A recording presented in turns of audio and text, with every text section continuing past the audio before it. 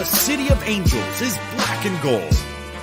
You are listening to the Heart of LAFC Podcast. And now, Joseph Zacher.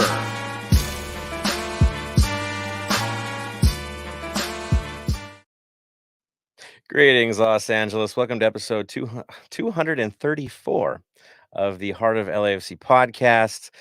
Obviously, there's a big elephant in the room. We were going to talk about, match previews, all that fun stuff. But we got bigger stuff to talk about right away, and we're definitely going to jump into that today. But before I can actually do that, I definitely need to welcome my boys back in. Welcome, Bam. Welcome, Tony. Bam, how are you feeling today? Yeah, feeling all right. Had a nice, relaxing morning. Just as the draw got underway, I sat down and watched the new Doctor Strange movie. So I didn't see the draw, but then again, they weren't shown on YouTube, so I couldn't watch it anyway, which is for one of their tweets, and I shall quote saying, football for all. They don't really like having everyone involved with it. Only one nation, pretty much. They want to expand, think internationally as well. So it's the not so open cup, you're saying? Pretty much, yeah. Yeah, it's kind of strange. It used to be very wide open. You could watch the games easily. Most things going off on YouTube back in the day, but now, legit, ESPN Plus wants it. I'm hoping they figure out international eventually because there is a draw for this thing. It's just a little strange the way it's turning out, especially with the game coming up, and we'll talk about that in a few. They're missing out on another opportunity yet again. But that's U.S. soccer. U.S. soccer does U.S. soccer things, so nobody's surprised. Tony, how are you feeling today, especially after that lovely news we got this afternoon? I've been saying it all day. Revenge, revenge, revenge. And I'm doing pretty well, but revenge. There it is. So, we were going to kick this thing off, talk about the Philadelphia match like we do our standard. But you know what? With you guys, I know you got the comments coming in already. It is the topic. We are going to talk about that. We had the draw, right? We watched Herculez Gomez and that other guy that Bob Riley didn't like very much talk forever and ever and show everything around the world before getting into the actual draft and led us on this magical journey before finally getting us to why we all actually checked in the first place, the draw itself.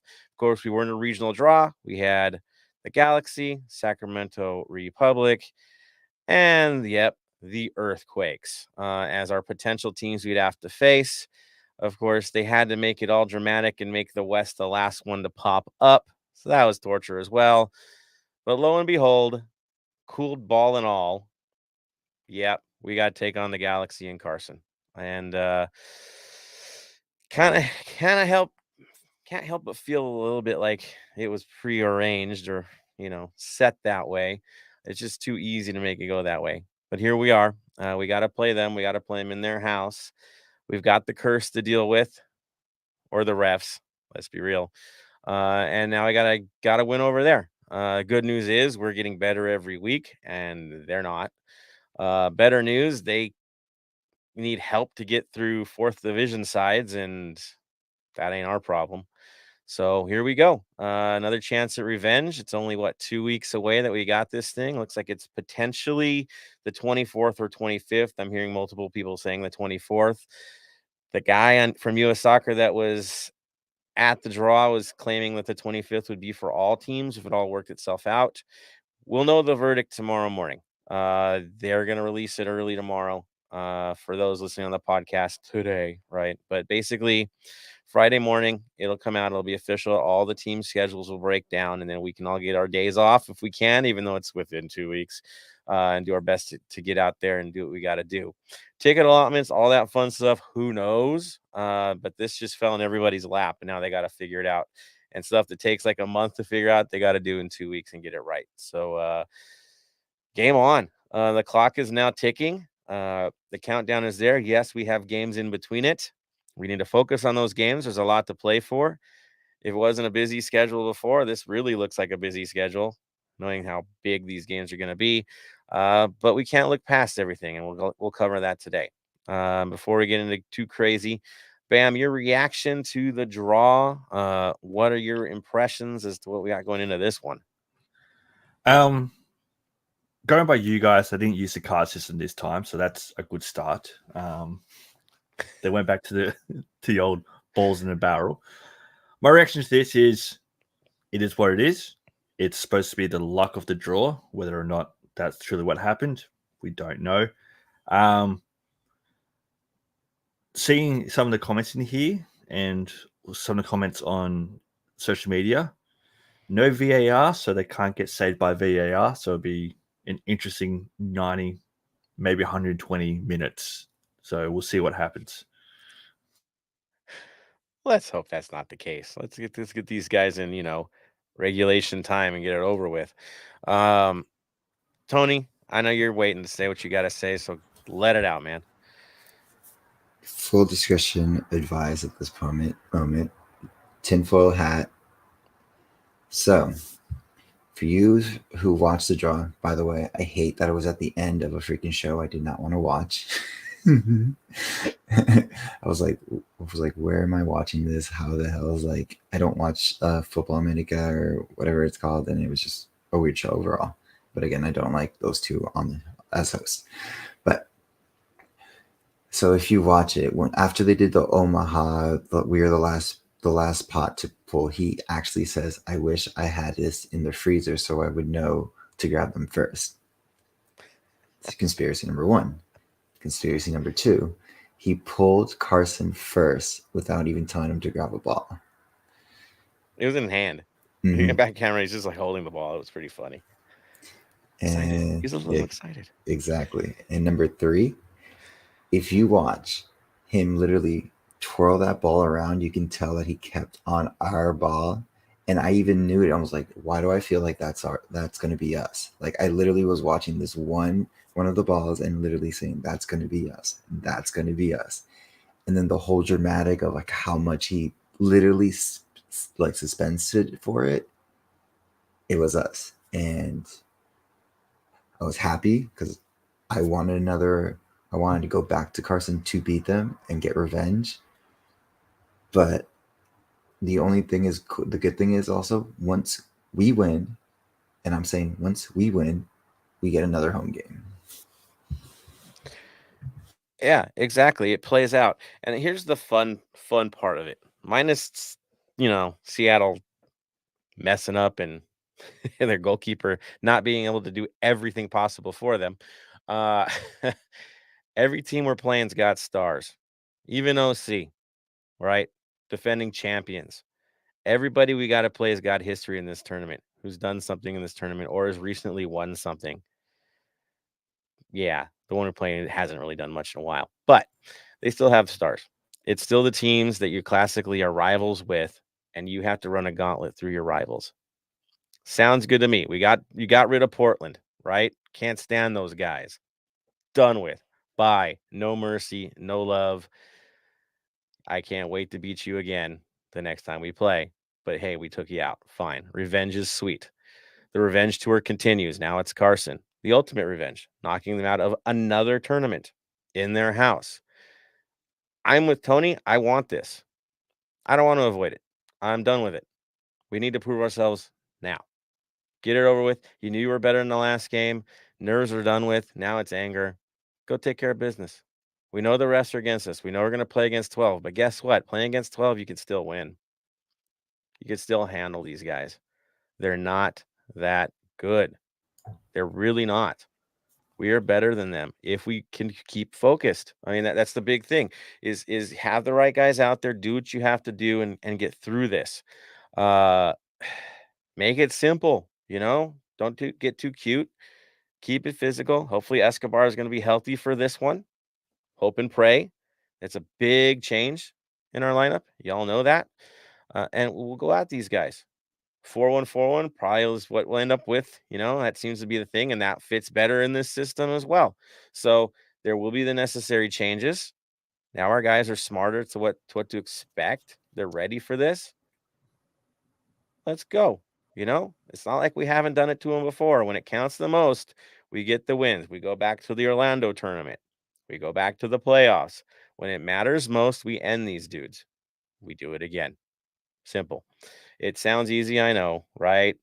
Fine. We got to play the game. We know that. We'll be out there in force if they don't shut down the stadium beforehand. But yeah, let's do it. Why waste time on other teams? Just get it over with. If we can, we move on. Think about this. We win that game. It's the winner between Sacramento and San Jose. San Jose with a new coach, a new mindset, looks very, very much improved. Will not be an easy game, but you know what? They'd have to come to our house. So that works out perfectly for us. Another rival. Then it goes beyond that. Who knows who you're going to get? Then it gets wild. I guess it'll be a Midwestern team after that. That's how they're playing it. So it could be what? Minnesota, Omaha, Houston. These are all teams we can beat. I'm not worried yet. I just look at, SKC. Okay, well, we know how that goes. So the only one in front of us is the next one. And if you can get over that, you can get it over anybody.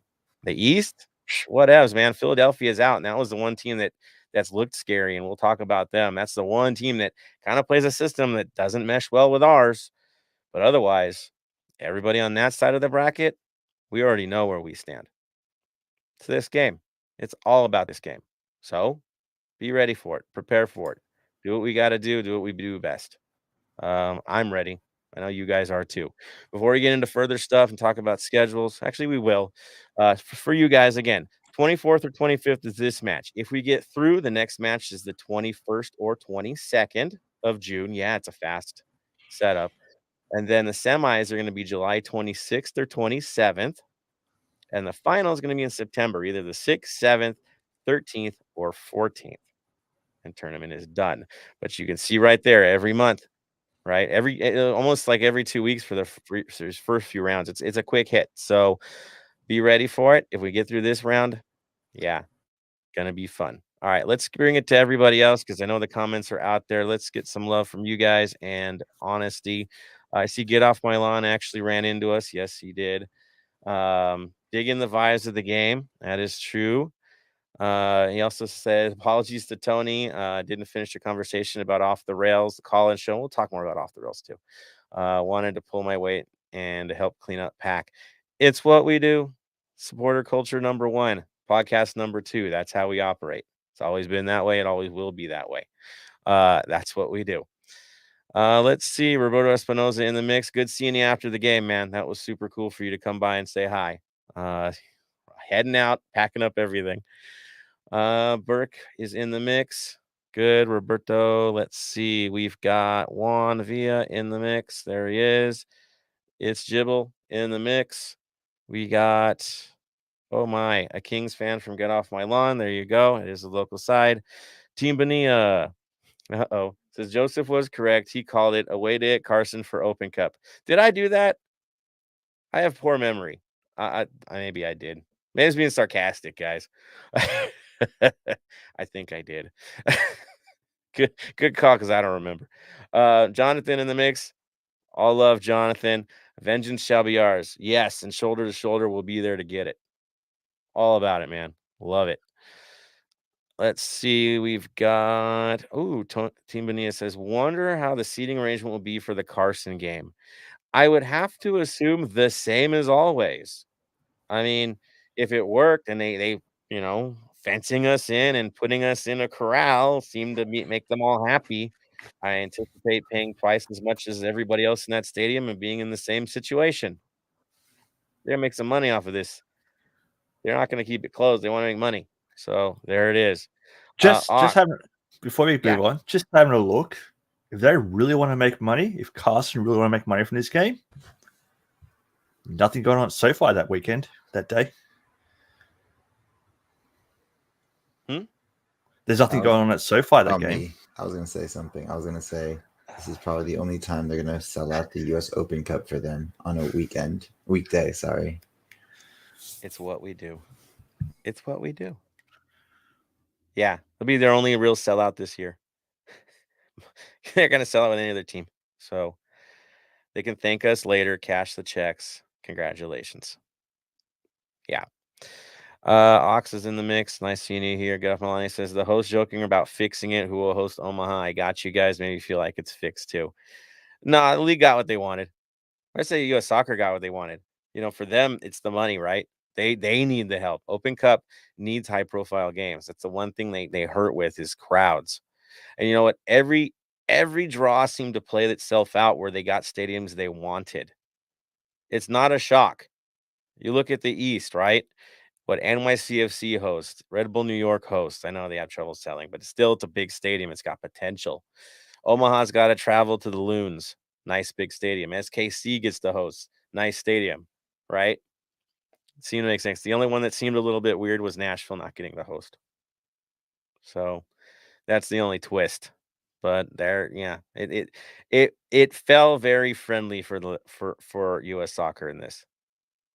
I don't doubt that for a second. It felt really easy. But we say this about Champions League too. We say it about the World Cup. There's times where it just looks all so convenient. Who knows? It just worked out that way. And honestly, like I said, I want this. I'm fine. I want at those dudes. We need revenge. We need it quick. Pummel them. Let's go. Like Ox says, we got this. LAFC Wolf.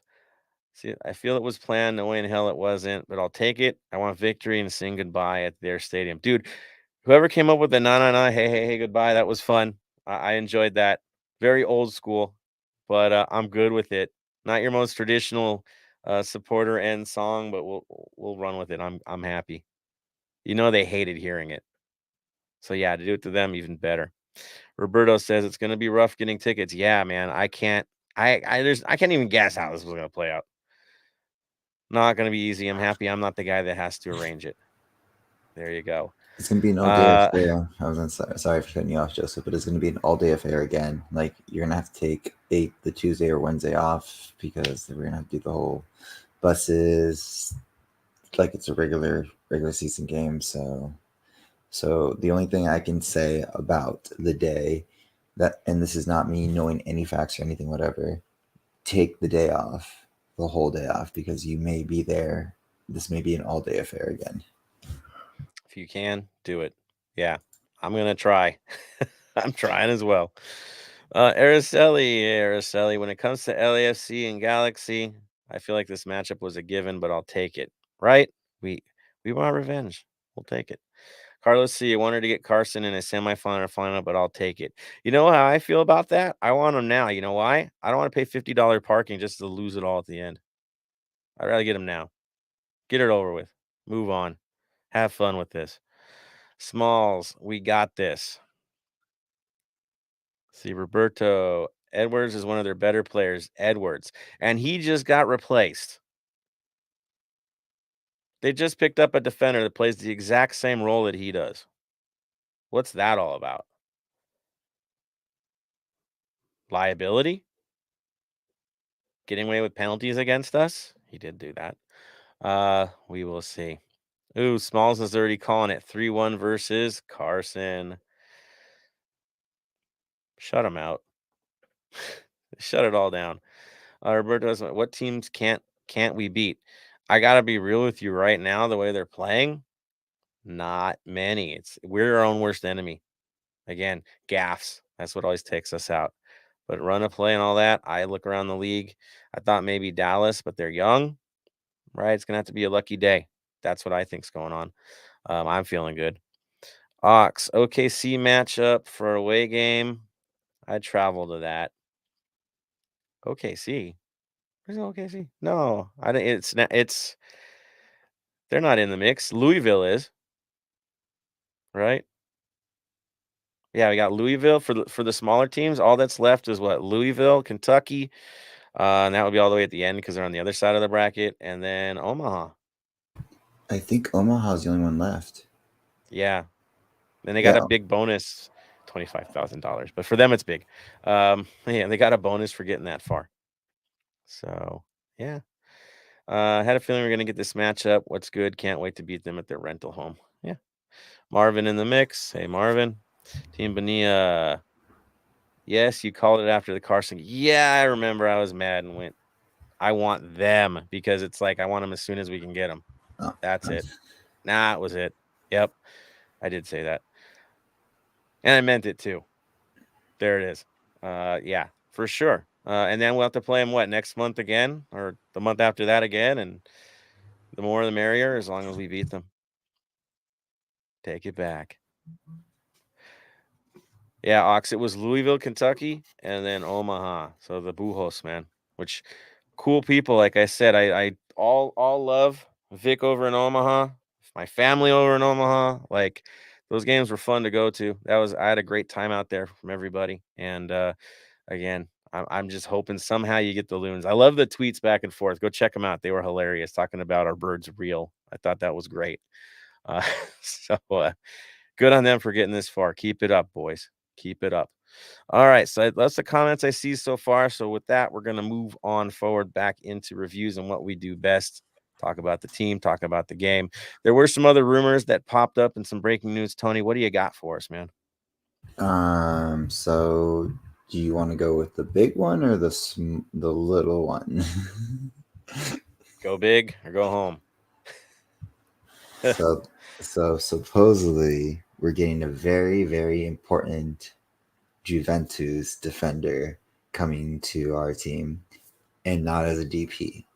From reports, it's going to be a regular contract. It's probably a lot of Gam, Tam, thank you, ma'am, Gerber bucks, whatever it is, whatever you're going to throw at it. And it's reported at least, I think they were saying actually was the only good information Football America said is like at one point, like $3 million. And mind you, yeah, that's what they were reporting. That's what they said. So I don't know what the true contract is. Again, we'll see the numbers if and when we signed him or if we don't. But of course, Vancouver is also in the running to get him. I mean, the claim is that we have discovery rights, which I find hilarious in the modern age. That hasn't everybody discovered him? Like winning European championships, you kind of get discovered by the world. Like they didn't know him anyways from Juventus, but apparently we have rights. Yeah, So I think they're out. Yeah, exactly. So it's a weird. It's honestly, if we pick him up, yes, he is 37. Yes, he's kind of over the hill, and especially in the fast league that the MLS is, it might not seem ideal, like pace wise, but the leadership, the pretty much development of Fall is pretty much what I'm thinking. Like he can take Fall to another level because if you know Chiellini, he is someone I would want at Roma as a Roma fan, but unfortunately he's a Juventus fan or a Juventus player and fan. Well, look at it this way. We always want to free up Fall to get into the mix, right? To move into the mix. With Chiellini back there, you can, right? You're fine. He can direct traffic, and as we bomb players up, he's not going to be one of those guys. He's going to be the guy to anchor things. It would actually fit really well with what we want to put together. It would. We have a lot of center backs at this point, which also means we could rotate him as needed for games where we don't quite need him, and so it wouldn't hurt. And if it's under DP level, like really, that guy less than the DP, like that opens up for another star down the line too. So you get this guy and another star player on top of that, and you keep Vela, and maybe Rodriguez is back in the mix, or even replace Rodriguez with somebody else. Like this team can have a whole nother look by the time we get to July, right? A whole different element to this team with two more big names coming in if he's one of the big names. That's wild. And if he does have issues where he can't play every game, we've got depth. We're fine. We can afford to rest him when needed. We don't have to burn him out and rely on this dude every game. And like they said in Football Americas, it could be more than just him playing for us. There could be something more for him down the line, staying within the organization. They were mentioning that as well. Also, his media savvy. It's good for a soundbite pretty much every game. It's going to be a bit of a show with him. A good show. I'm good with it. I'm happy with it. I know his age, but when you're a center back, you can kind of play a little bit later in life, right? You're not a winger. It's a different need. I'm fine with it. I think it's going to be fun. Bam, are you excited if this is happening? It is. With the money they're talking about, how little we'll be paying him by the sounds of it, I won't be surprised if they've gone a different route and some of the owners have said, I'll give him a percentage of my ownership as a signing bonus, so he becomes part owner of the club as well. Well, You're seeing a lot of other MLS clubs are starting to sell minority shares to other sporting stars and all that. So he's probably looking at going, this is a league that can develop. This is a league that has a lot of potential. I want to get in as cheap as possible. Hey, pay me a small wage. Give me some ownership. that would be killer if we could pull that off. Having him connected to the club ain't so bad. A legend like him also can pull their players our way. Just like Juan Pablo Angel pulls players from South America for us. Chiellini could be our gateway into some European talent as well. Not to mention Dolo and his contacts. It's definitely there's more to it than just on the field. I think you're onto something there, Bam. That's for sure. That's for sure. Tony, final thoughts on that before we move on to the next rumor? All I know is I have to buy a jersey if that guy comes, and it's not for me. He's gonna sell. Yeah. So, Casey, what size are you, Casey? If you're listening, because I already know. we definitely. Yeah, I know you already got it. You got the quick order already. There, it's done. Yeah, from Juve to here. Can you help him? I mean, sheesh. Don't want to cover up that beautiful shirt he wore this week anyway, though. I just got to say, that was fantastic from Casey on the stand. We'll talk about that later. Just look at the pictures, and you'll know what he was up to. Good things. There was also the silly season rumor. Did you see that one with Lewandowski? Well, I didn't. Yeah, that's what I heard. It was the Lewandowski rumor. So I went to even look up more, and then they're saying supposedly he picked Carson over us, but right now he's pretty much. I think he's going to Barcelona from what the last thing is. So would I have liked him? We already have enough depth in the forward position, so we don't need him. But if you guys listen to the last episode of Shoulder to Shoulder before their new one comes out, they did when they were at the meet and greet with John Harvey and one of the heads in management for the front office, and they said their DP they wanted an attacker, and they just said an attacker, so we don't know if it's a midfielder or a forward. No, it seems pretty set. Lewandowski has a few more years in Europe before he can come here. There's no question. He's got more money to make, and if he's in a bidding war between the two big Spanish sides, why would he be crazy and come over here? Take your money and run, man. Just get your cash in and move. Then he can come over here. That's cool. He's still gonna be a killer in 2 years' time. So yeah, he's got to make his final paycheck. I mean, this is the age he's at. You got to make your dough and move on. So it would be cool to have him here, but yeah, it's silly season. I think we all know where he's heading. I mean, those rumors have been around for a long time. So yeah, he's got to go make his money. He's earned that. That is for sure. And if eventually he comes this way, then cool stuff. I can't help but think he'd want to come to us more than them, but maybe they got discovery rights we don't know about. You never know. And I have seen him train on their field. I mean, they did pay a visit over there, so there's something there too. A visit. That's all it was. All right, cool. Club and community news, Tony. What you got? So we have a lot of new official sponsors coming in our way. So we'll start with the official audio partner, which is Mix Halo. So Mix Halo is pretty much while you're at the game, it kind of reminds me of old time baseball where you would go to the game but have your little radio to listen to the broadcast. And that's what pretty much Mix Audio. It's more of a digital front, so you put it on your phone, pop in your earbuds or whatever wireless earpieces you have, and just listen to the game while being at the game, so you can hear the commentators and go moving forward. Yeah, it's pretty cool because it's in real time. There's no lag. It's instant. So what you're hearing in the radio or what you're hearing on the broadcast, it's in real time. You're getting it as they're saying it. It's that high end. And they did it so the entire community can be involved in this. Right. Yes. So it's really cool. They have, I did see that they had reached out to us. We're going to get back to them on that. I think they're going to have a few folks test it out.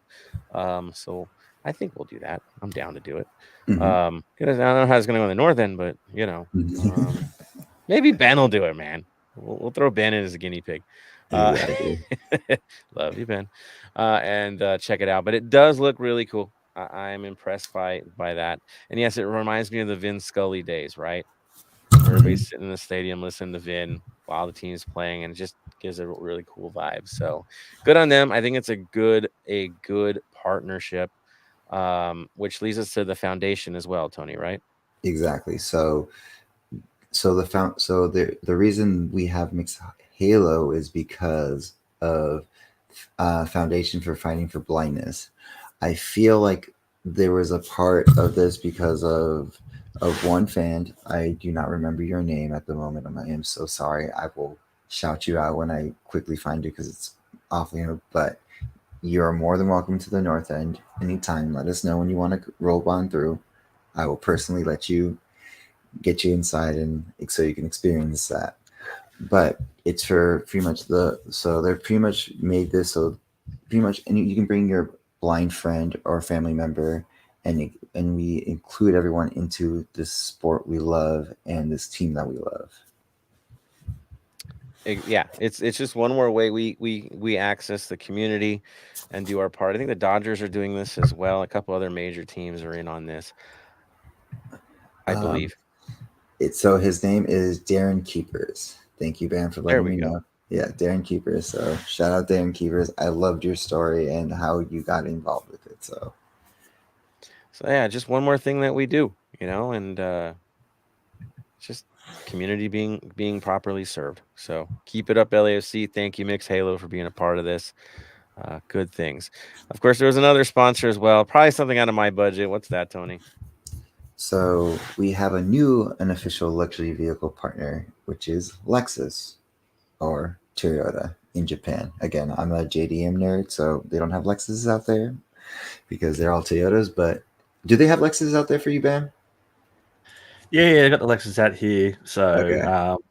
Back in the Sora days, they brought the Lexus out, so you had the Toyota Soras and Lexus Soras.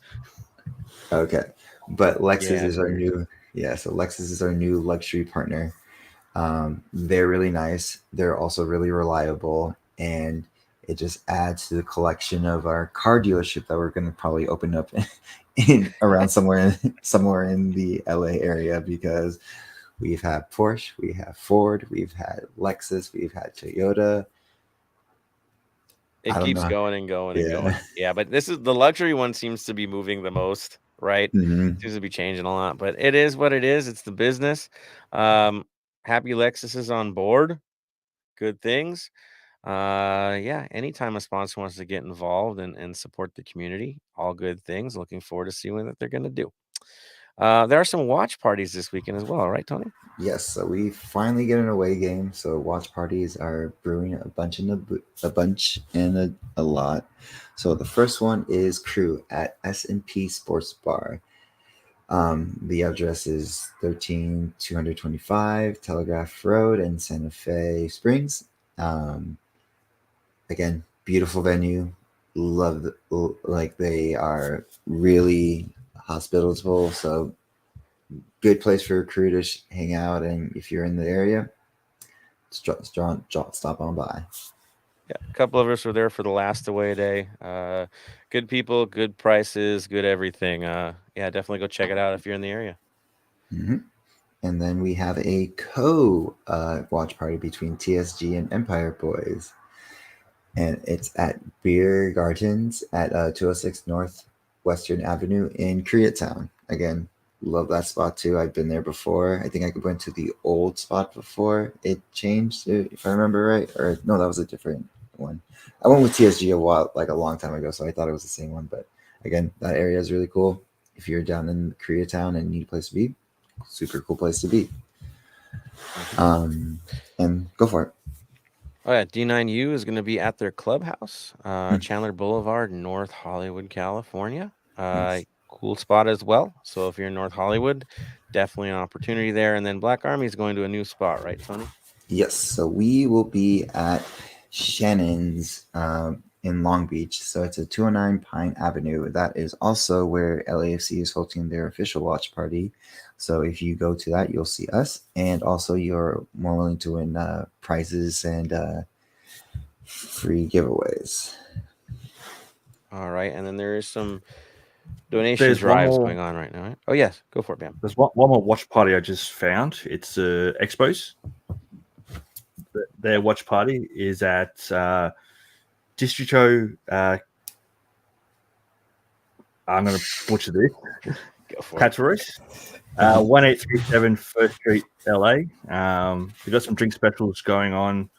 So they've got $5 pale ales, $2 off Brewhaven. I'm guessing $1 off Golden Road or $1 Golden Roads, as they've posted on their Twitter. So dollar Nice. beers. Ooh. Yeah, that's going to get messy real bad if it's just $1 beers. Oof. I hope it's $10 or something, not one, because that's crazy. Anyways, continue. You're gonna have fun. Yeah.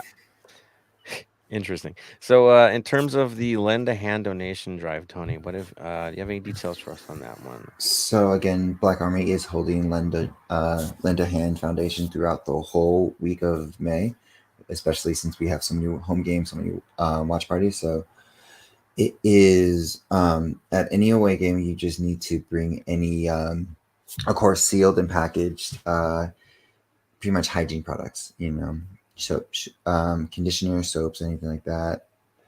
It helps the community really well. It's one of our big pushes to help our community. Of course, BA, we do a lot of things for the community. We try to create stuff, and we do so well that we like to share it with everyone in 3252. So if you are near BA at the watch party, come by and just drop some things off for us and have a great time. And then also at any of the home games, same thing as well.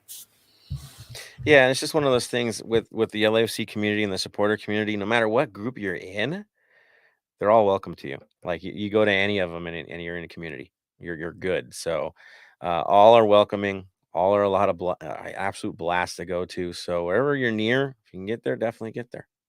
For sure. And then there is a kickball tournament coming up. Tony, you want me to cover that one for you on that one? All right. Yes, So, please. all right. On June 5th, the Mauricio Fascio Memorial Courts. Yes, we have another fundraising event for it, but this one is brilliant. It's going to be a kickball tournament on June 5th, 9 a.m. Registration is currently open. Check social media. It's going to be a lot of that popping up in the next few days. Looks like the tournament's going to be held in Commerce. You can contact them at the Fascio Futsal Court at gmail.com about details on the tournament. I believe you can have like 9 to 10 players on it. It's like only like $90. I think it's not that bad. But every time we have kickball tournaments, we take it super crazy, fun, and serious, but in a positive light, and have a great time. The last one, we just had one recently.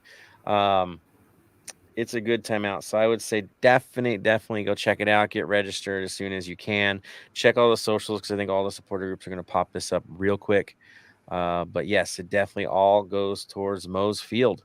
That's what we want to get built. That's what has to happen. That's what we got to do. So this is just one more way to get us across the line. So definitely in for that. We'll see what BA brings and the others, but it'll be a good tournament. All right. Now, community news, I think, is all done and dusted. Ready for some football. I know you guys are like, what? Football? Yeah, we talk about football on this show too. It's not just rivalries and community. Yeah, we get into the football madness. So we had a very hard-fought draw. I know it sounds and feels like it was years ago. It's been such a busy week. But yes, over the weekend, we had a hard-fought draw with Philly. It was a clash of the Titans, two big dogs coming together. Time to have a fight. See what we got it going. And guess what? It was a dog fight. It was a battle. It was a back and forth. Our guys looked very uncomfortable at times. They looked uncomfortable at times. Their systems clashed as we expected. There was a lot of back and forth. Overall, good game. Yes, a lot of us were frustrated, but that's by design for Philly. That's what they do. So welcome to a top end clash. That's what those look like when they're the road team. And in a draw, Tony, who scored? What were the assists? What were the big moments for this one? Big ones. The big one was like, I just want to go to our team is going to be Opoku. Like, he literally bleeds for this club, and when we ever need something from him, it was a nice like give and go, like triangle tiki-tac play, and he as most people said, celebrated with the ball boy after he scored. It was one of the best moments in the whole thing. This was also the first time we've gotten scored in the second half, because we've been literally drawless. Like no one could. Our wall was not penetrable where we were done, but this was the first time Philly was able to beat us and score in the second half, and then they just parked the bus, and it wasn't until pretty much late in the round that we finally got the game. It was a very hard game, not even just for them, but for us, because it's 8:00 game. I don't understand why. Can we just get a 7:00 game and then move forward with that? But overall, Yeah, pretty wild, right? yeah. Long day for many of us, right, Tony? Long day. Mhm. Yeah, for me too, man. It was tough, but you know what? It was worth it. We had a great time anyway. Yeah, goals, 9th minute for Gazdag for Philly. We came back in the 56th with a Poku. Carranza took one back for them. Who, man, he just keeps scoring for them. Wild stuff. 67th minute, burns us yet again. We thought, oh man, we're in trouble. And the one and only Escobar. Yes. The 11th man now to score for the side, right? 11th? No, or 13th. I mean, it's just 13. crazy. Our 13th bench. guy scored. Whew. Putting in the work. Yes, from the bench. Dolo getting Dolo minutes and getting the job done. Absolute passion, absolute wildness. And it still felt at the 82nd minute mark that maybe we had another one in us. I mean, if that game plays 10 more, we win this thing. We don't give up anymore. That's not us. We don't put our heads down when things get tough. We just keep playing. We keep plugging away. We get crazy. We do stuff. We get aggressive. We get challenging. We'll take cars. Again, the sacrifice in this team, the buy-in with this team is a whole different vibe. Bam. Jump on this, man. It was watching the game. The amount of emotions that you went through was just amazing. Like, first game in a while that we haven't had someone off the bench score a goal. Like, when was the last? Escobar. Yeah. Was off the bench. He did not start. I thought he No. started. He should be starting, but he was coming off an injury. He did start. Did he start? Yeah. Yeah. You think Hollingshead because of the weekday, man? Yeah, he did. I thought he. Okay. See, Yeah. this is like. Yeah. So your lineup was Crepo, Escobar, Iviaga was the change. Okay. Paul, Okay, that's what it Palacios, was. Sanchez, Vela, Cifuentes, Acosta, Opoku, and Arango up top. I'm already Yeah, going. he started. I think I'm going to Portland. That's why. You're thinking Portland. Yeah, I know. He did. He earned it. I know we were talking about it in the game is, man, Escobar looks gassed because he did for a little bit there. Like, oh, man, he's put a lot into it. Maybe he's the one's going to go because they're starting to break it from his side. And then he just powered through and kept going. Yeah, I think it's because we said that in the game. Like, is he coming out? And then he didn't. And he saw what he did. Yeah. Again, Escobar and the passion that he puts in. I love every bit of the Escobar madness. That's the kind of player we needed in these moments. And he showed it. That crazy header he did from the back post. Like, who thinks of that? Escobar. You know, that's the difference, right? That's the kind of guys we have, the characters that we have involved. And of course, Opoku getting another one is refreshing. So back to you, man. Yeah, and the other thing that surprised me the most was Philadelphia's lineup. They went with a 4-1-2-1-2. Yeah. Switched it. Who does that? Who does a 4-1-2-1-2? Seriously. They played a diamond mid, man. Like old school. When I saw it, I'm like, wait, what's going on there? Mm-hmm. But now, on to the serious point, our top three for the game. For me, ooh, okay. All right. It was tough. So for my 1 point, so my third best was Escobar for the goal. 2 votes and 3 votes, I was tossing up between 2 players. I gave 3 votes to Opoku for the goal. Now, he would have lost that if Mamadou Fall connected sweetly with that bicycle. So 4 got 2 votes for me. So Opoku 3 votes, 4 2 votes, Escobar 1 vote. If that went in, no doubt 4 was number 1. Was the top for us. Oh man, any love for Palacios, man? He was all over the place. He was, but for me, 3 votes Opoku, 2 votes for, 1 vote Escobar. There it is. All right, Tony, your 3 votes. My first, I'm gonna go Escobar just because he did that crazy yoga pose that you have that picture of him just literally like back. I was like, I would have broken, like I need to go into yoga now because like if I would have done that, I would have hurt something. Opoku second, and I give it to Palacios as 1 for his hard work. Yeah, we seem to be making Palacios into a left-sided playmaking defender, just for work rate he gets in there. But yeah, I Escobar and his passion, I'm gonna say he's one of my favorites and just give it up there. And so he gets my 3 points, two to Opoku, and last one to Palacios. I know, and a 2-2. You gave it to 2 defenders. What? Yeah, I did. Because the work rate, we need them, and they're inspiring at this point from what we're seeing. So good turnaround, that's for sure. And again, this team was tough. Y'all, I saw the conversations at the tailgate. We got this, and I'm the guy being the worry wart. Like you didn't hear me celebrating that one. I was a little worried and sheesh, yeah, a little scared there, and it kind of proved itself. But we'll get them. We'll get them again. I think so. Now we know what they have to offer. We know it's going to be the counter game, and we'll just build towards that. We'll be seeing them again. That's for certain. That's for certain. Yeah, beyond that, looking at anything else to add, Bam, before we move on? Because I know we were going to kind of quick with this one. Honestly, it was that long ago. I think we've all forgotten about it. Let's move on. Yeah, please. Let's be honest. Let's be honest. We know the goals. We've done our top 3. Let's go into the important game. Oh yeah, Clash of the Titans. We're just like, yeah, we had more fun stuff during the week. Yeah, exactly. That's kind of way. Yeah, that's the vibe I got too. Again, love the tactical side, but we gotta move on. Which brings us to the weeknight, Tuesday night Open Cup match against the Portland freaking Timbers, the team that I think the players love to hate more than any other team. They don't like each other. It still carries. You could see the vibes. Yeah, not a happy room when they play each other on either side. There's definitely edge there. Here they come. Portland's not been having the greatest season. Let's be real. They're chasing a lot. They have their moments. They have some talent that causes trouble for everybody. But they're short right now.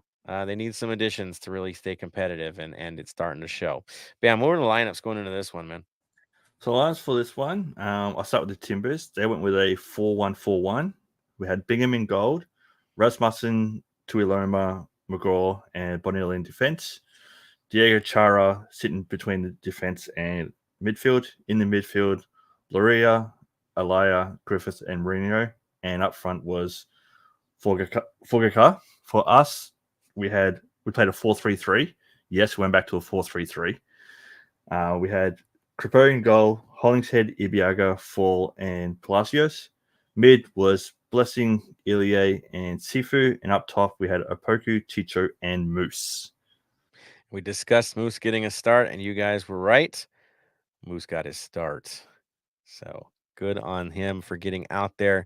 Carlos Vela, of course, got the rest for this one, at least in the first half, which he's needed to keep him fresh. It's the wisest move.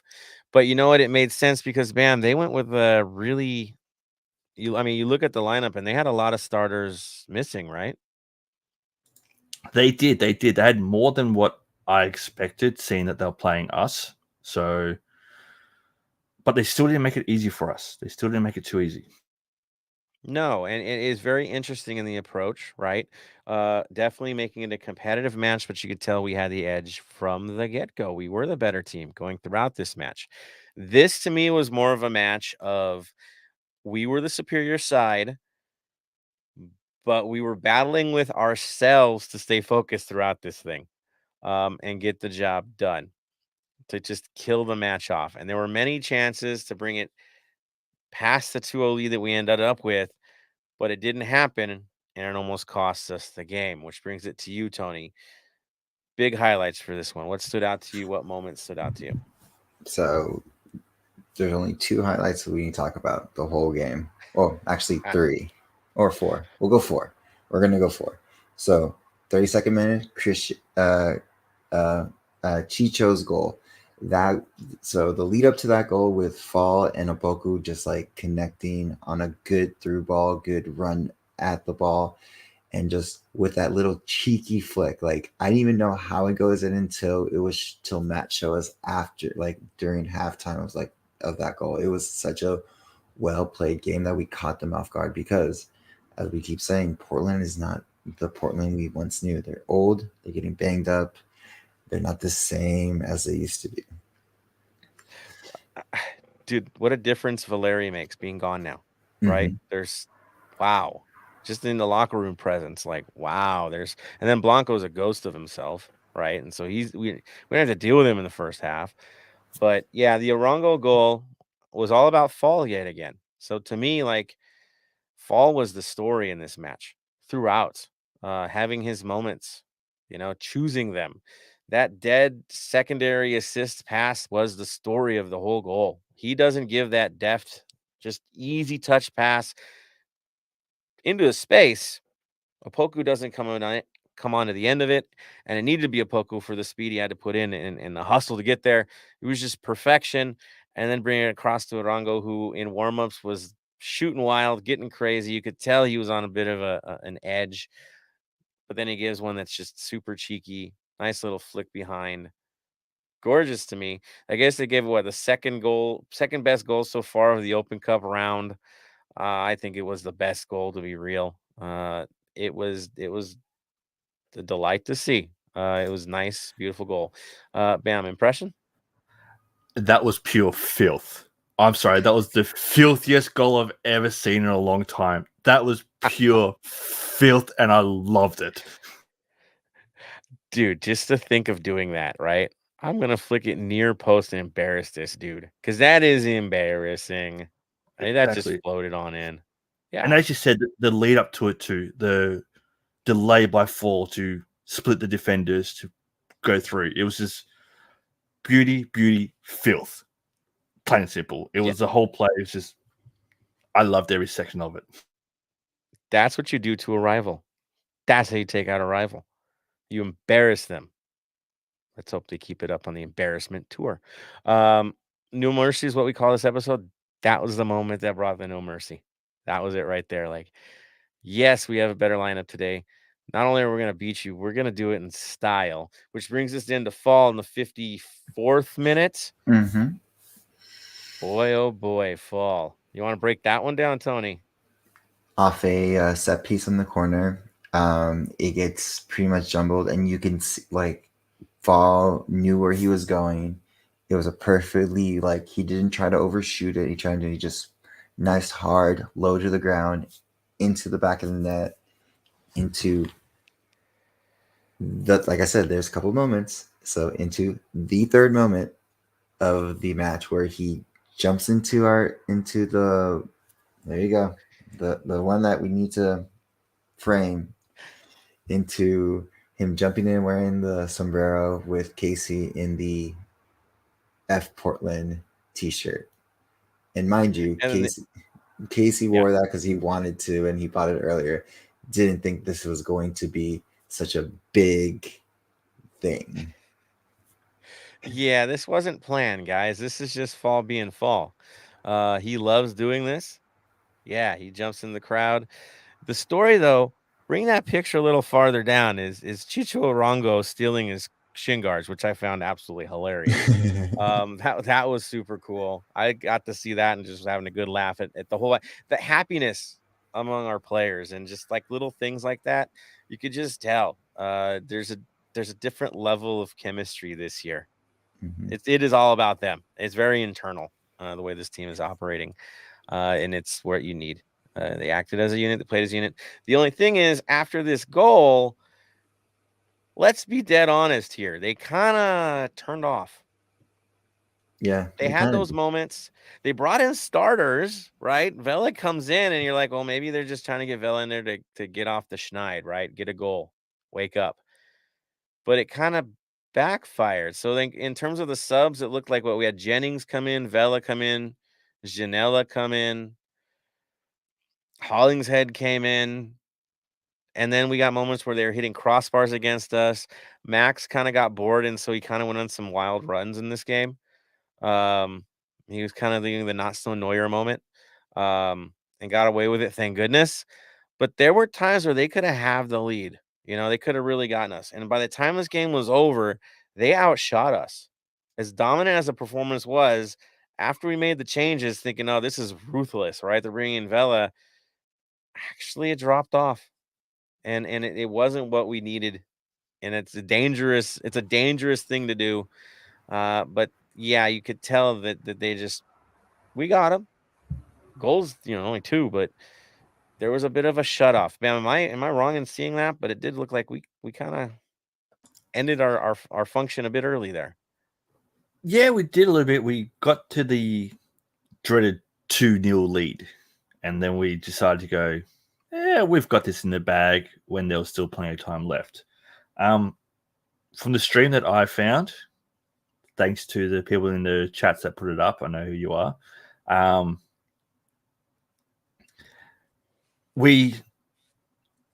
Although we turned off a little bit, we were still in the right center mind to not give away too many free passes. We still had it in our mind to don't do the silly flat fouls, don't give them too much of a sniff. Yeah, they hit the crossbar and all that, but Crepeau was still on his game for most of it, besides his occasional, I'm going for a run. Yeah, he had some brilliant saves, especially in that sequence towards the end. There were some wild ones there, which is why he got to lift the scarf at the end of the game. You're thinking, well, shouldn't have Fall gotten that? Dude, don't mess with a birthday boy, number one. Two, yeah, he kind of kept us in it when we were shutting down a bit there. So that's why he earned that thing. So yeah, it was an interesting match. Again, it wasn't as complete as we wanted it to be, but we still got the victory. We still made him look kind of horrible at times. And there were times where we were absolutely toying with them and probably should have put 3 or 4 in. Just showing where we're at right now. And still mixing lineups to do it is a good thing. So final impressions for me.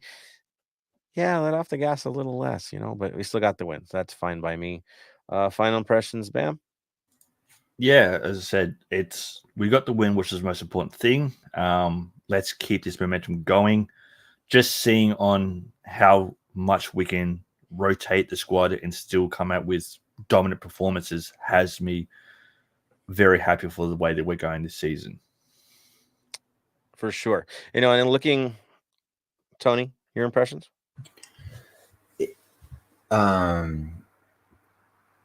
Perfect send off to them.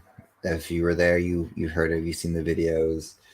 The didn't know it was Max's birthday, so that was kind of cool to give him the send off to start to his birthday. So that was cool.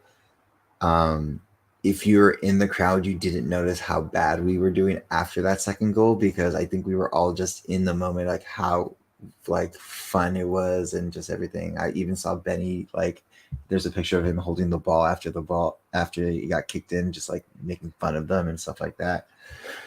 But there's no team that can beat us. There's no one that can stop us. The only team that can beat us is ourselves. So let's just keep pushing on forward. Let's nick those pressures of mistakes in the bud and move forward stronger. There it is. I will say, even though we did give up a lot of shots towards the end, and it was only 8-6 on shots on target, of the shots that they got on target, only 3 were from inside the box. Everything else was from the outside, which is probably why we ended up with the shutout that we got. But yeah, still, could have been a little better. Fine. We won the game. We move on into the Open Cup. Deal with it. Let's get ready. I mean, that's really where we're at. Other stats, you want to get lost in it again. It was fine. We got through. Move on. All right, top 3, Bam, for this match. Where do you sit? 1 vote for Chicho. So here's my third best. Again, Crepeau 4, Crepeau 4, Crepeau 4. I went 4 2 votes, Crepeau 3 votes. It's the way he's been playing the last couple of games, it's hard not to give him points. Get you. Tony? Max 3 points. Fall 2 points. Chicho 1 point. And then I'll give a point to Casey's shirt. A honorable mention. He gets that nice little white ribbon they give at the fair, White ribbon for you, sir. Yeah, I'm gonna say for me, first star because it's Max's birthday and I have to, because we all love Max. Yeah, he gets the first star. Second star goes to Fall. Third star to Arango. We'll just keep it like that. They got the job done. Moving on. Beautiful. Good. All right. So I'm going to hit the Vinyl Club minute here, throw a couple things to you guys, and then we'll get your reactions as well. Of course, tradition is after we play a match against a team, we look for an artist for the Vinyl Club minute that matches up with the city that's from that city. So we picked up a few. One, you're going to be like, really? The other, you're going to be like, oh, that's kind of cool. So the first one kind of brings me back to when I was a kid, but I went with Everclear, album Sparkle and Fade. Yeah, that's some mid-90s stuff right there. They're from Portland. That's why I chose them. But yeah, it's a cool album. Sparkle and Fade is a really good album. That's just a good memory when I was younger. And then the other one, and this one's like, what? Really? That song? Yeah, that one. For Philadelphia, I chose Nina Simone, which, dude, trust me, just go play. Yeah, go check her out. I Put a Spell on You for the album from 1965. Okay. And the song that stood out to me, of course, for that, and it's been covered by 8 million people, but this one was one of the originals. And the reason why people approach the song the way they do, Feeling Good, from that album. Check it out. She gives this take that's absolutely amazing, like no one else, and often imitated from there on out. And also just matches perfectly with where we're at in the standings right now. How I feel about the team, Feeling Good makes perfect sense. And now that we have the Galaxy in our sights, it's a new day, right? Let's do this. So that's where I went with Nina Simone. Check it out. Enjoy it. Trust me, you will enjoy that album. I Put a Spell on You. So there we go. All right, let's get to the fam here, see where everybody's heads are at, get some reactions. Yes, talking about our mixed up lineups. We had fun. We had a lot of fun. And somebody's back was to the game for most of it, so I can't blame him too much. Let's see. Oh man. Oh, here we go. Roberto Espinoza reacting to the Chiellini. Good for young defenders to learn. Yes.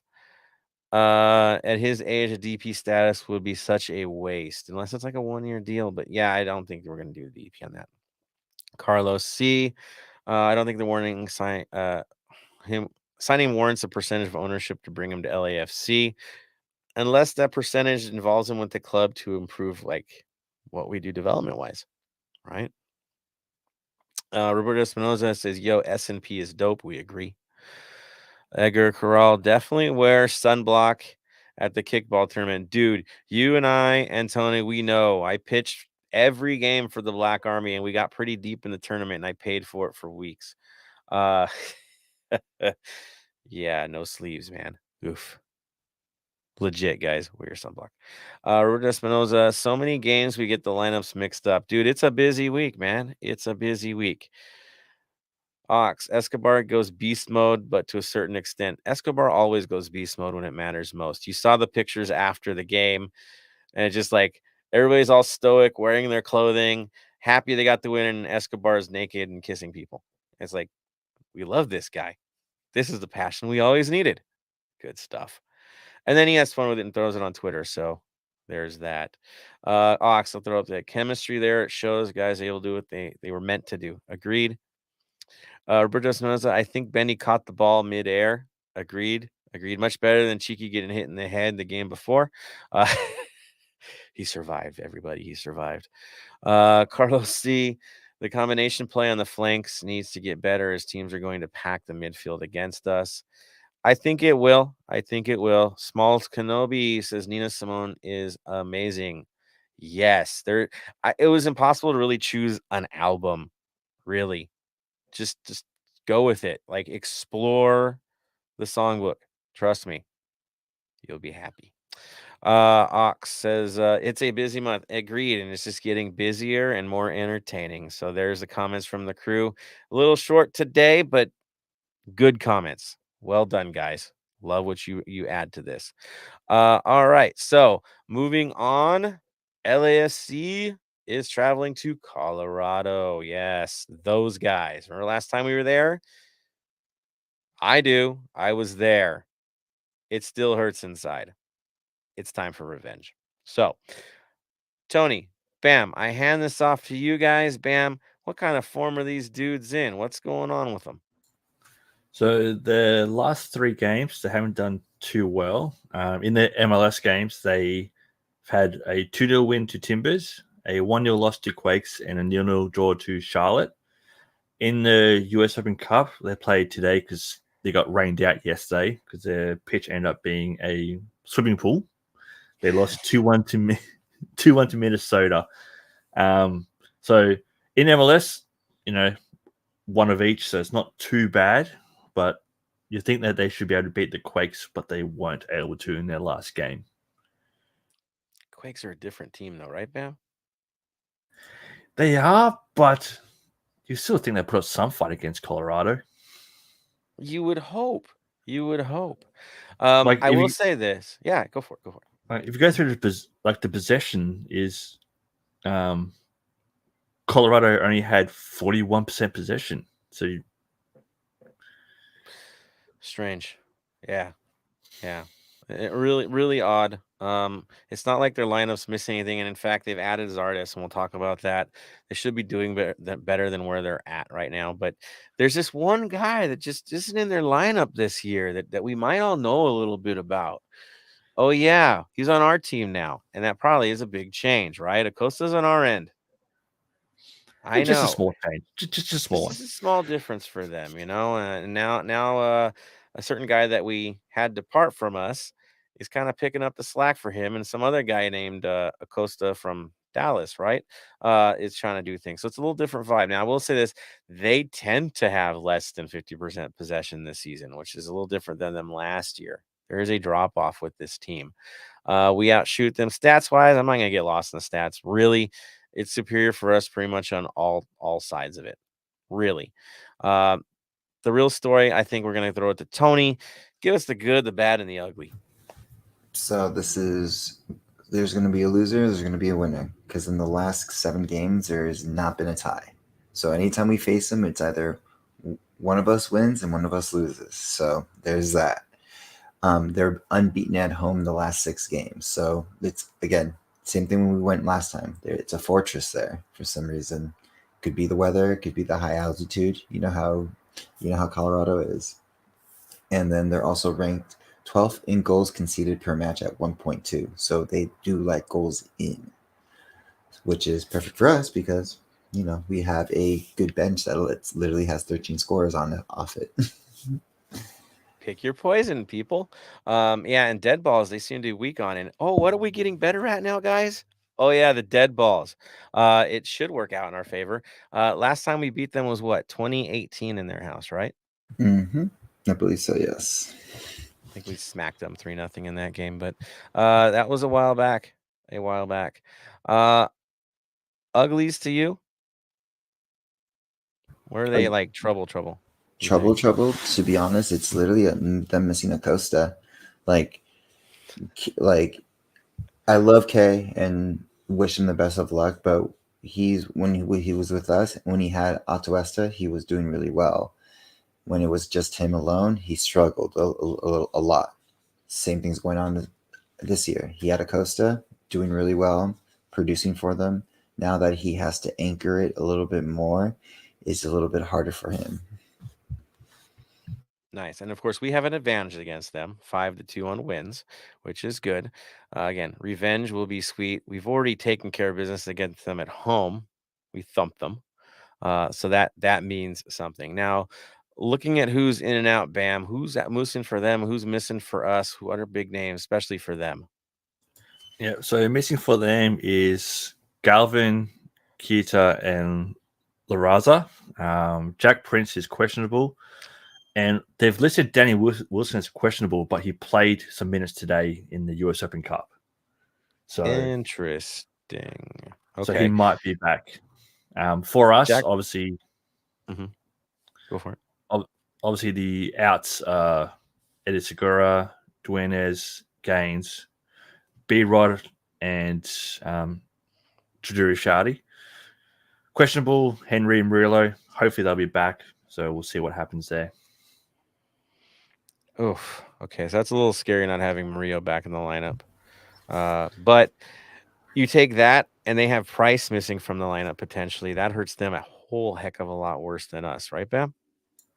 It does. He's by far one of their better players at the moment. So with him being questionable, hopefully he sits out, but we'll see what happens. Yeah, if he sits out, I'm a happy camper because that guy scares me when he's on the field. He is everywhere. He's all kinds of trouble. So we'll see what happens with them. Looking at the lineups that they've had in the past, a little bit interesting, you could say. Looks like they tend to kick off with at least the last game was a 4-2-3-1, at least for the league match. Yarbrough's in the back in goal. Rosenberry is on the right back. It seems to be the constant. Abu Bakr is your center back. We all know him because he has the best hairdo in the league. Trusty as well as center back. He does, man. That is a cool dude. I'm telling you, if I could grow it, I kind of do it the other way. But hey, Trusty and Estevez, right? I'm seeing it right. Looking at their midfield, you have Acosta and K. I mean that's your standard. I don't see any changes going there. Mid, their playmaker was Warner for the last one, Max on the right, Lewis on the left, and newbie Zardes up front. We know him. Yes, he's been around a long time. Hopefully we don't know him in Qatar in a couple months, but you never know with the current setup. Just saying it. He is dangerous in this league, though. You cannot write him off. He is dangerous. He produces. That's a threat to us for real. Looking how the game plays itself out, looks like potential subs that you might see. You probably might see Drew Moore come in the back. Mesquida could come in for the defensive mid situation. Yeah, I mean, really, there's the big ones from the last one, and then Valencia could come in as an attacking mid. Those are some options they might have. But 4-2-3-1 seems to be popular. Now, when certain players are back in the lineup and not, suspended because they were missing a key player by the name of Rubio. Y'all know Rubio. If he's back in the lineup this week, which he should be, you could see a shift a bit as well. It could stay between the 4-2-3-1. It could switch to a 3-4-3. Really, how does it work? Well, Rubio would be your central attacking mid. And if that's the preference, I see that happening again for this game. Lewis on the left, Max on the right for the midfield. Defensive mids are the same. In the back, Beta Shore is an option at left back as well. That could happen in this game too. Trusty, Abubakar, and Rosenberry. Goalkeeper, I don't see any changes happening. Yarbrough. He's a great goalkeeper. He's been trusted for them for a while. He's got an amazing amount of experience. So I don't see anything changing there. If it is the 3-4-3, you could see Rubio popping up to a right wing role with Valencia as well. That's kind of where they can kind of shift. Those are the two that they tend to prefer. Against us, if I'm going to be a prediction or throw a prediction out there, I don't think they're going to play us with three in the back. I think that would be a horrible move for them. So I just don't see it. Bam, in your take, what do you think they're going to run with? For me, it's got to be four at the back. They've got to play with that. They've seen us at our best and they've seen us at our worst. And at the moment, we're at our best. So for that, they've got to try and stop us. If they walk away with a 0-0 draw, it's a win for them. Plain and simple. I can't see no goals falling in this game. Even for either side. It's chaos when we play them. I just don't see it. But Yeah, it's gonna be tough. I even though I know we're a superior lineup, it's gonna be tough. Price to me is the big difference maker. That's in my head where I see this. But Zardes being around is always going to be a threat. And with Rubio back in the lineup because he's out of suspension now, he's a threat. He's a real threat. Bam, are you concerned at all about Rubio's performance in this? I am, but especially with him having the last 2 games off, be interesting how he comes back from that. Whether he was training hard or whether he was sitting on the couch eating pizzas, we'll find out. He's kind of having a career year. I'm pretty sure he's not eating pizza. Yeah, gonna be tough. Tony, your thoughts on the game and what you're gonna see, what you think's gonna run out from their side? Do you think they're gonna come at us, gonna play us on the counter? What are you looking for? I feel like they're going to play us on the counter, to be honest. They don't have enough, I think, firepower in general. Like, it's not the same Colorado of last year where they were running away with, like, the Western Conference getting hot. So I feel like Bam said, they're going to put 4 in the back, try to park the bus as best as they can. And when they have the opportunity, they're just going to try to capitalize upon it. Yeah, and I think after what Philly did to us, I think you're gonna see that playbook start to develop with several teams when we take the field. Is okay, that might work. We'll try that one out. In truth, the Rapids can kind of copy that, but they don't have the tools that Philly has. They don't have the speed in the back, I think, to really do the close down, like we saw with Glesnes in Philadelphia. It's just to me, we can easily get behind them with what we have. Which brings it to us knowing who's out of the lineup. What are you expecting, Bam, from LAFC? I don't see that many changes for us. So in the back, I think we're going to go with the 4-1-4-1 again because that's the way we seem to be going a lot at the moment, which I do like that setup. So we have Kripo in goals, Palacios for Ibiaga and Escobar will be in a defense, I reckon. Ilie, Sanchez holding up the defensive mid. Acosta, Apoku, Vela, and Sifu, and then Chicha at the top. I look at the last game against Philadelphia, it would be the same lineup. I don't see how we can change that at the moment. Do you think Sifu has a chance of being replaced by Blessing in this one? Or from what we saw in the Open Cup suggests that Sifu's back in the start? I think Sifu's back in the start and Blessing will be off the bench. I think as much as we all love Blessing, I don't see him with our system being a regular starter. He's that great impact player. His dedication, his drive, his pace, all that is perfect for impact. So I see him being used as an impact. Excellent. Tony, your impressions in relation to what Bam just said about the Blessing Sifu situation and the rest of the lineup. Are you kind of in agreement with this, or do you see potential for changes? I agree with his whole lineup except for the Seafood Blessing. I think Blessing starts and Seafood comes off the bench just because of our midday game that's coming up against Austin, because that's also a big game for the West. So that's why I'm disagreeing with Bam for a little bit of that. Interesting. I'm gonna be on more in the Bam's camp simply because Blessing started the last one. He was featured in the Open Cup, right? I think Sifu makes more sense in this moment, seeing what they're going to field in the midfield. I think he makes more sense, and I'm sure he can come out and go at Austin as well in a few days' time. Yeah, I honestly think that it'll be a Sifu situation, and this is a bit of a dress rehearsal for what we have to do when we have to face a better team in Austin this year. With Drusy getting in the mix, you've got to have everybody all hands on deck because that team's very dangerous. You need to build the chemistry back up in this game to get ready for that game. Sounds crazy. I know it's a very different team, but continuity is going to be important here as we've just been shuffling the lineup like crazy with cup matches. Yeah, back to business, back to MLS. So I'm with Bam on the lineup. I don't think there's going to be anything. Hollingshead seems to be coming in really strong as a sub right now. As much as I love Hollingshead, it seems like he's a killer off the bench. So keep scoring those goals, man. You're gonna win me some funny money. So keep it up. Keep it up. All right. So looking at the team, I just want to throw it out there. So you guys know, of course, it is 7 wins, 2 draws, 1 loss. We win 70% of our games, which is wild. And clearly in first place. 13 players now have a goal. We're going to keep tracking this because it's so fascinating. And now 10 players have an assist or more. Yeah. Cool. Spread the wealth. Leading scorer is still Carlos Vela, but nipping at his heels is Ryan Hollingshead at 3, Opoku at 3, and then Arongo with 2. I know we're so used to seeing these goals from these guys playing in the Open Cup, so you just assume there's more goals on the stats, but not in league. Cup.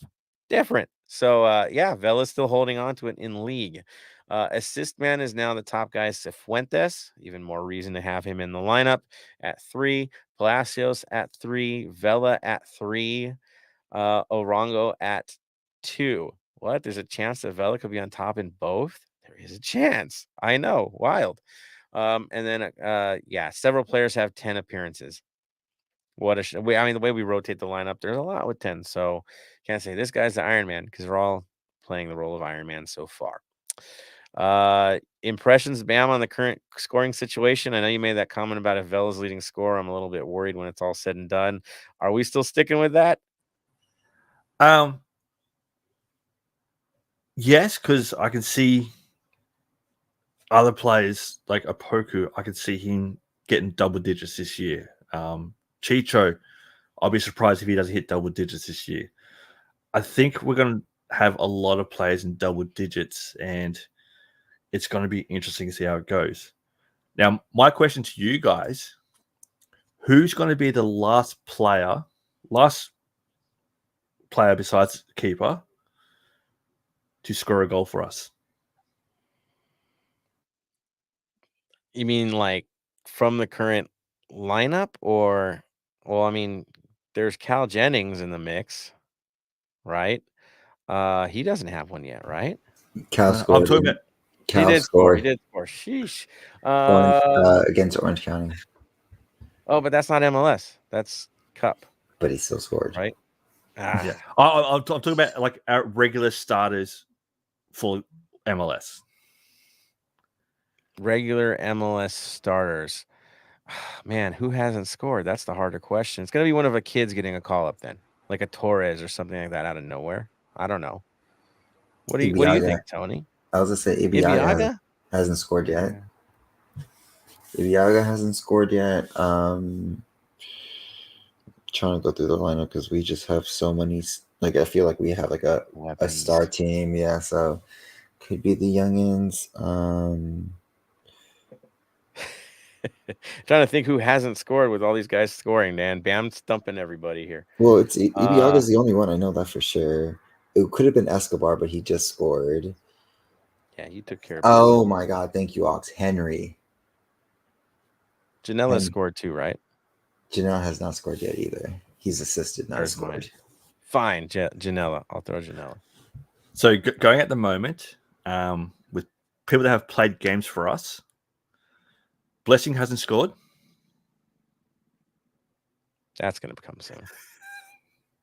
He won't be the last. This is just from ESPN stats that I just pulled up now. So by them, Blessing hasn't scored. Palacios hasn't scored. Janela hasn't scored. Henry hasn't scored. Ibiaga hasn't scored. Wait, Palacios hasn't scored yet?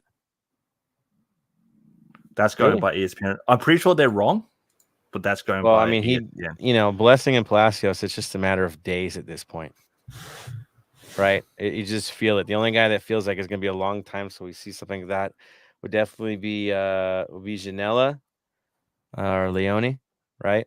But probably Janela. I think he just doesn't get into it, like that role. So that would be the guy that'd be like, whoa, he got one, and it's going to be sometime late in the year. There it is. Blessing's got to be any minute, right? It could be this weekend coming in as a sub. Could be this weekend. You feel like it's coming. Same with Palacios. It's coming. It's only a matter of time. We're going to keep building onto it. Bam, what do you think? You throw it at us? Throw it back at you. Blessing's got to score soon. I think for me, the last person to score will be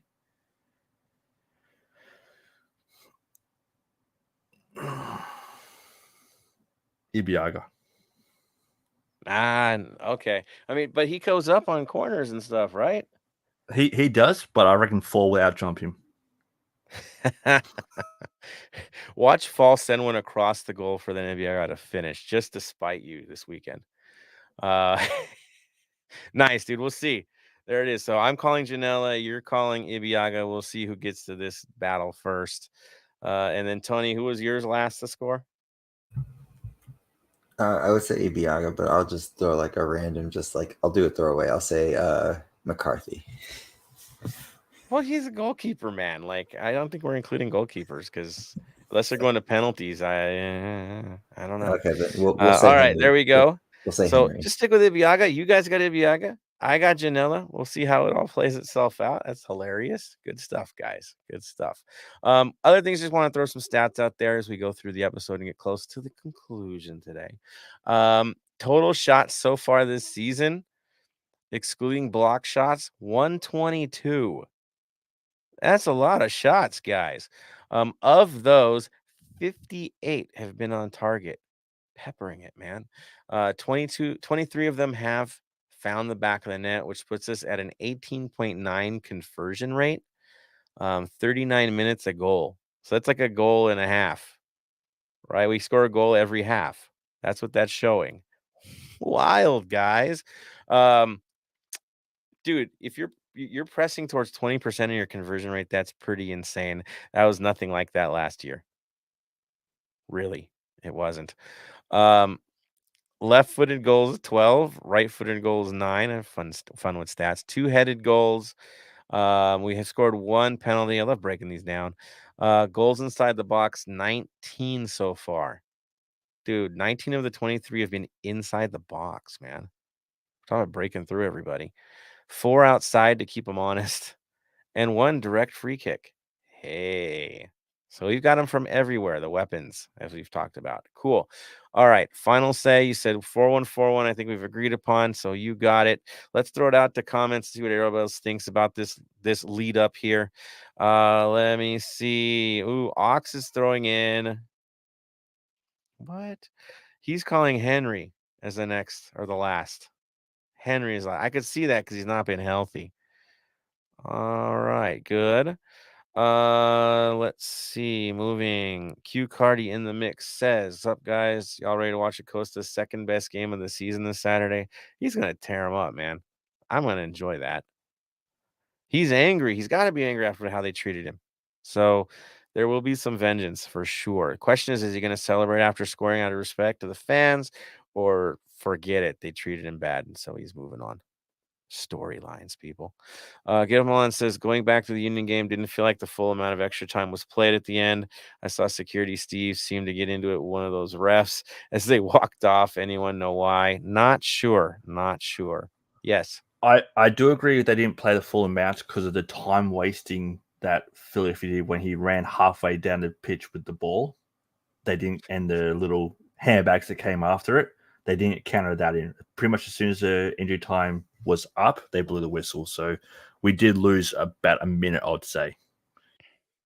There it is. Yeah, and there was a lot of shenanigans towards the end of that game. So I love the pushing and shoving and all that fun stuff. Like, that's football, man. You got to have passion for your side and defend each other. So I'm good with it.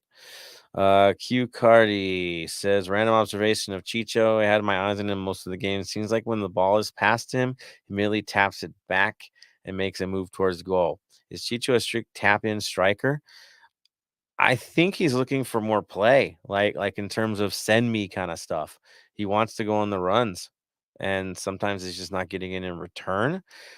But you know what? If he wants to be the tap-in striker, we need that too. We need a finisher. If that's going to be his role, we'll take it. Clearly, Apoku's the guy that's got to go make the hard work. Yeah, right? They're sending him on the missions. Vela is becoming more of a distributor at times, even though I know he's got the leading goals. But he seems to be taking that role. And yeah, target man is Chicho. I think that's where he's at. He's got to be a tap-in guy if he's going to be the target man, or else somebody else will be. You got to convert. So good observation, man. It is true. It's a lot of those little hit plays, and he's did it last match. So good call.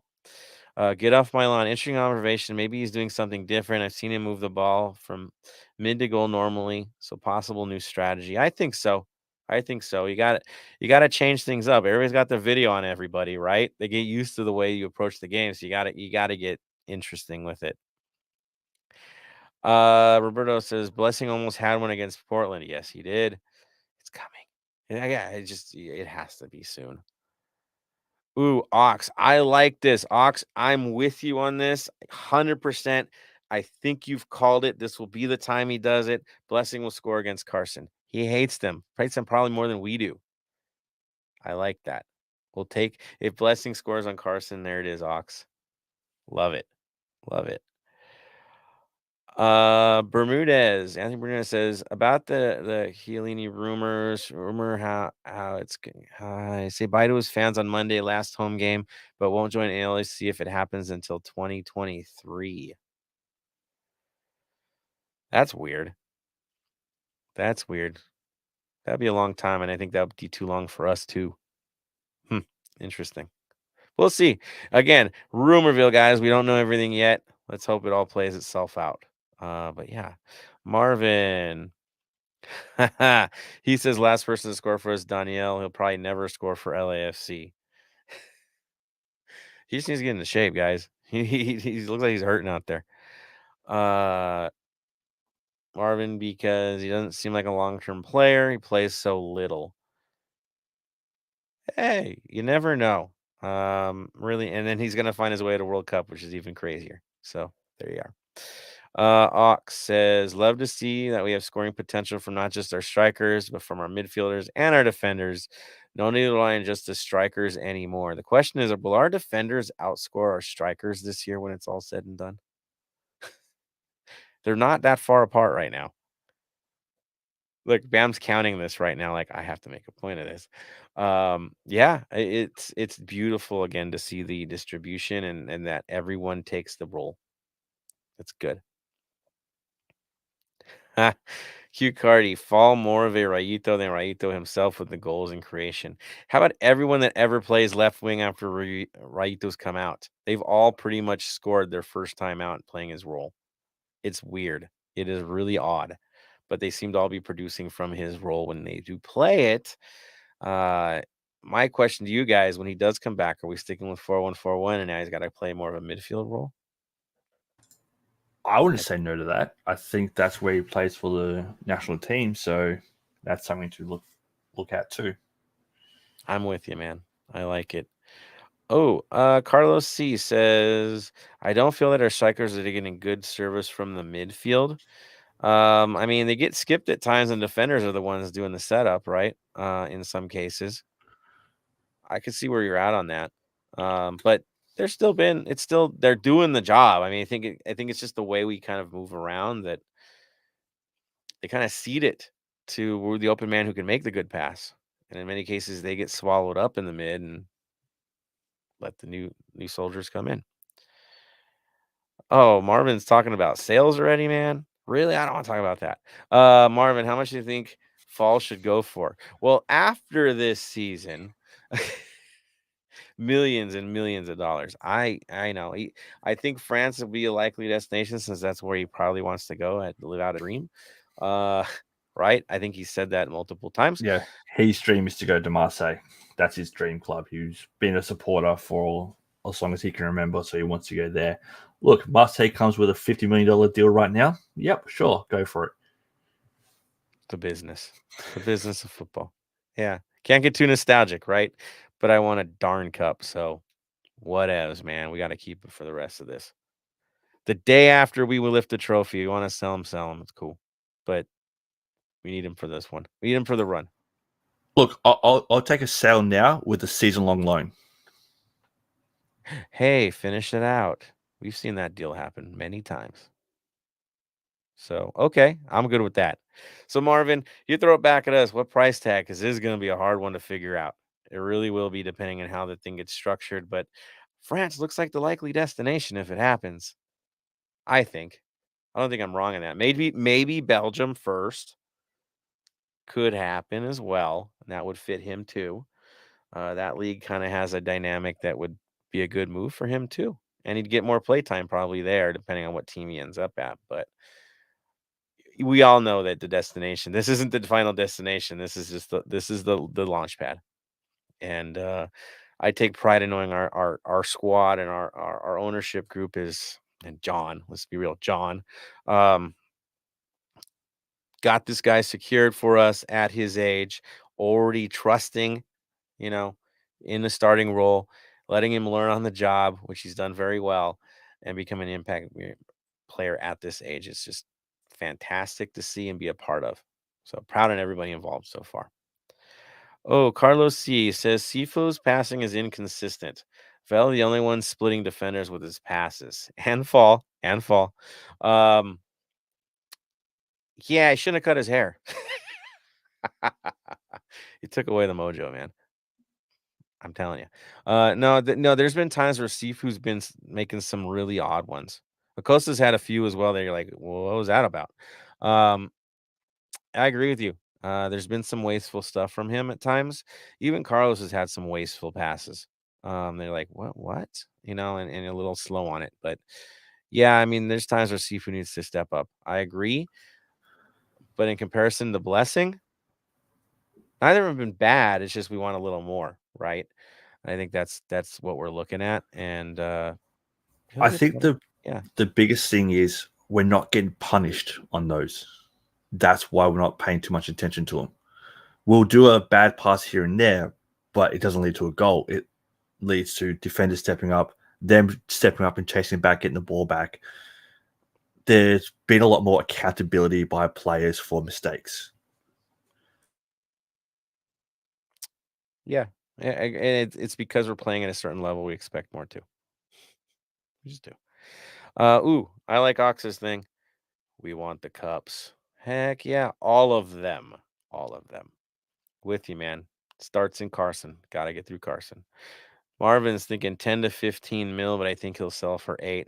I think it could be more than 10 to 15 if he keeps this up.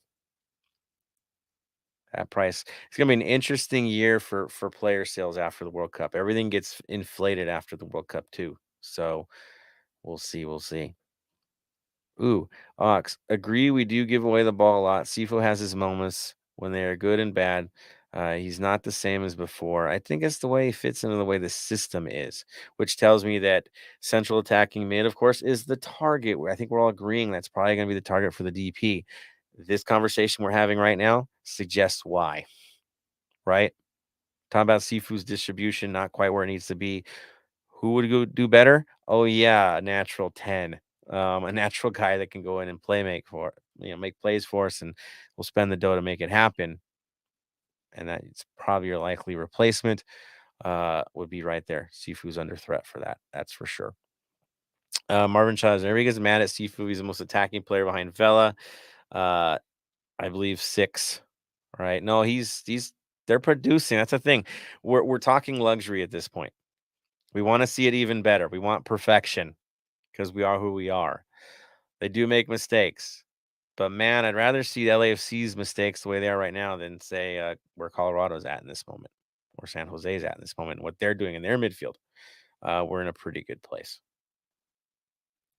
And Marvin with less moments, yeah, because he's been splitting time. Agreed, Marvin. No, he's been good. We want a little bit better, but if you get a star impact player in that role, how much better will we be?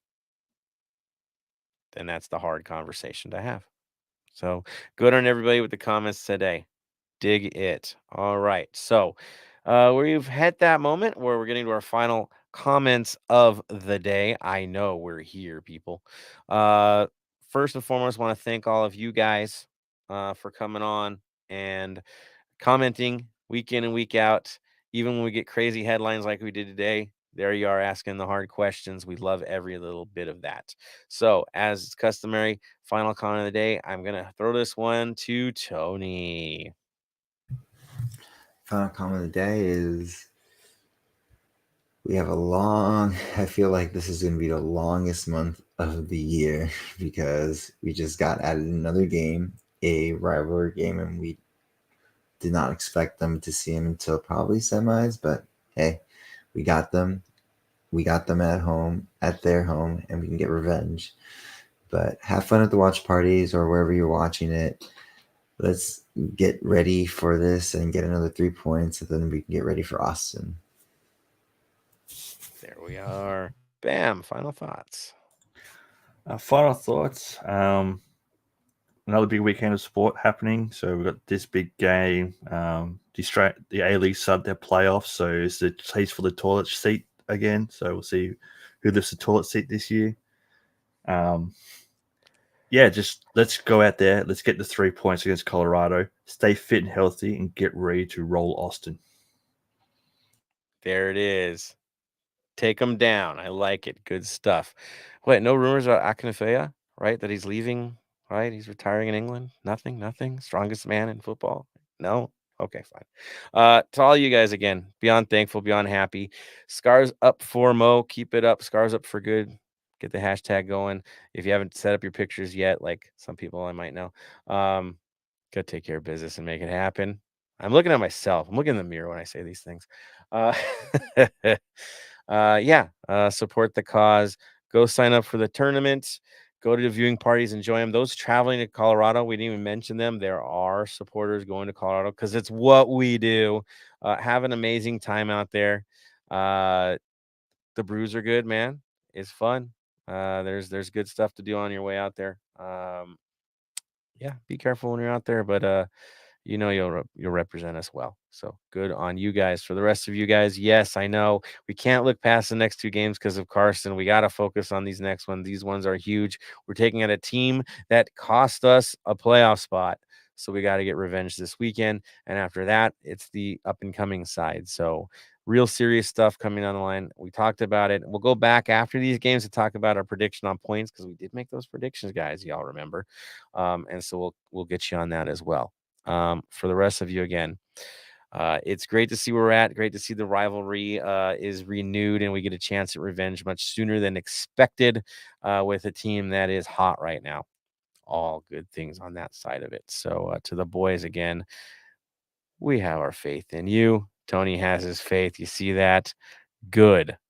All right. So tradition dictates. Final word of the day. Tony, take it away. Stay golden. Bam. Stay golden. And from me to all of you, stay golden, Los Angeles.